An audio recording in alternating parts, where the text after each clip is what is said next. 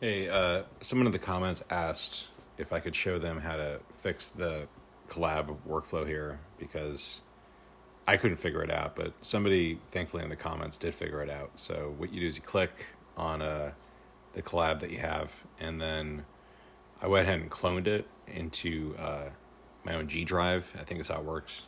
Not really that familiar with collab. Then I went back to the comment where the guy told us what to fix it. And then you click on show code here.